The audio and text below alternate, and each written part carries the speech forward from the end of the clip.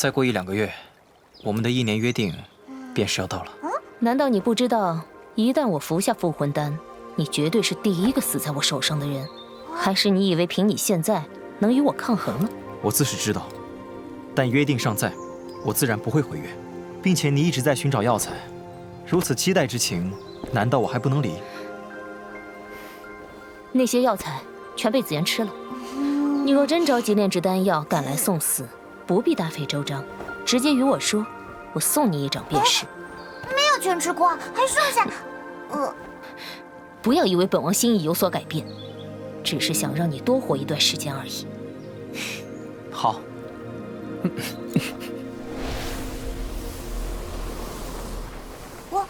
我好像快要进阶了。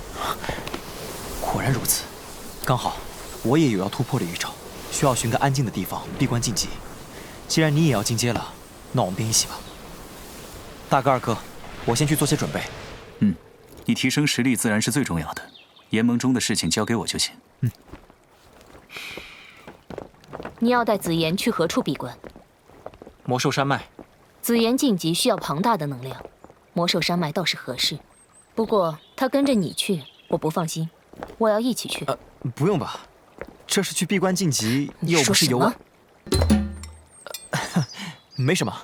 走吧。在《斗破苍穹》动漫当中，美杜莎已经不再是当年的美杜莎，曾经的她高冷无比，根本就不会对人类产生任何的感情，对萧炎的态度也可以说是不屑一顾。但如今她跟随着萧炎一个又一个的年头，她体内这颗冰冷的心早已经被融化，她开始逐渐变得离不开萧炎。萧炎一旦有了危机，也会立马挺身而出，霸气护肤。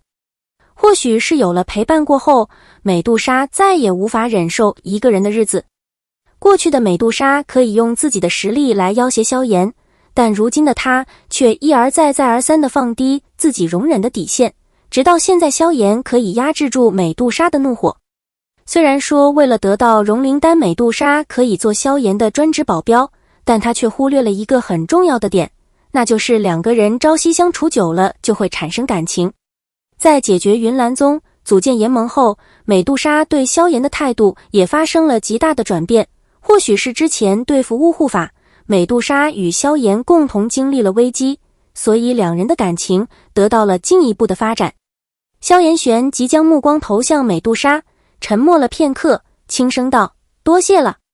这声道谢自然是对他肯来此压阵的因故，想要震慑这些老家伙，美杜莎是最好的人选。不过他性子太冷，萧炎来请他帮忙时，倒已经有着会被拒绝的准备，然后他却是没想到对方会答应得如此干脆利落。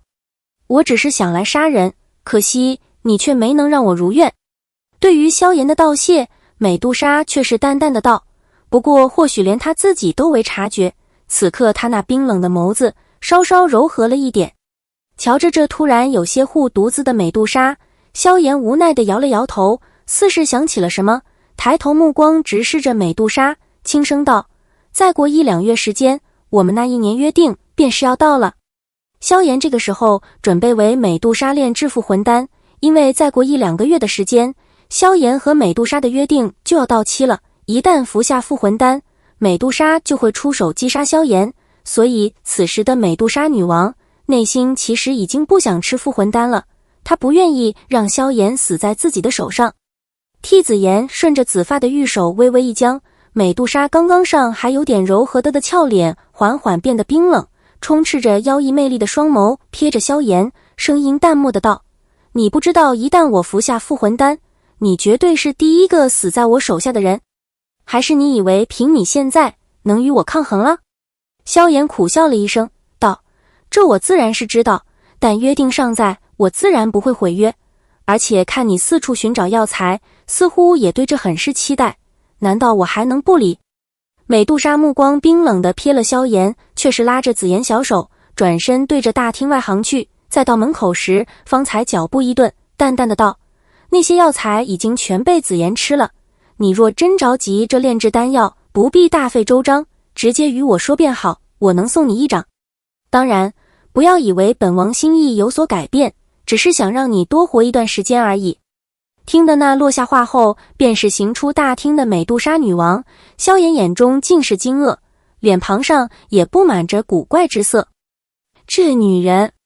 之前是萧炎为了保命，一直在拖延时间，声称找不到足够的药材炼制丹药。但是现在情况已经完全的反过来了，美杜莎女王声称，现在的药材已经被紫妍吃掉了，所以无法再炼制复魂丹。紫妍的反应也是相当的有趣，她本身是一个天真浪漫的小女孩，所以并不明白美杜莎女王的用意，还说自己并没有将那些炼丹的药材都吃掉。美杜莎女王害怕事情败露，所以赶紧阻止紫妍继续说下去。不过此时只要不是傻子，都可以看出来，美杜莎女王已经深深地爱上萧炎了。她不想这么快就吃下复魂丹，结束萧炎的生命。因为紫妍说漏嘴，所以一旁萧炎的大哥和二哥也忍不住笑出来。美杜莎对萧炎的爱无法隐藏，即便是萧炎的大哥和二哥都看出来了。美杜莎嘴硬心软，她其实一直在默默关心和照顾着萧炎，只是不愿意承认。甚至当有人以为美杜莎心意改变后，她依旧强装镇定，矢口否认。而感情正是蛇人一族的致命缺点。虽然说蛇人族并不会轻易地对人类产生感情，但是一旦他们对别人产生感情的话，那么就会一辈子死心塌地地跟随，是绝对的至死不渝。更何况萧炎身边待着的可是蛇人族的女王美杜莎，看得出来，当美杜莎对萧炎不断降低底线的情况发生，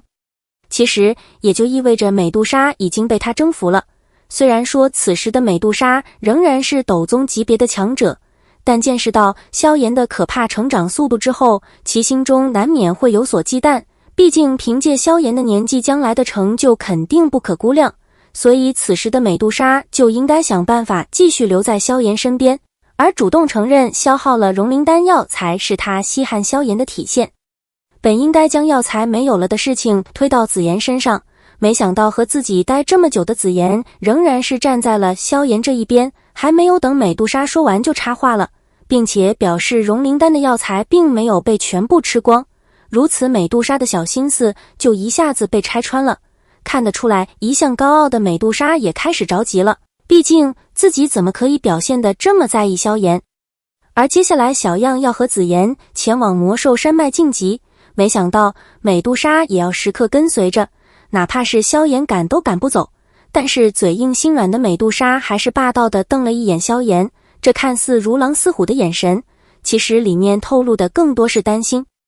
毕竟魂师在晋级的时候是最兴奋的，但同时也是脆弱的时候，若是关键时刻被别人打扰到的话，那么很有可能会有陨落的风险。所以美杜莎竟然在此时对萧炎表现出关心，也就是说明他真的不知不觉中爱上了曾经最讨厌之人。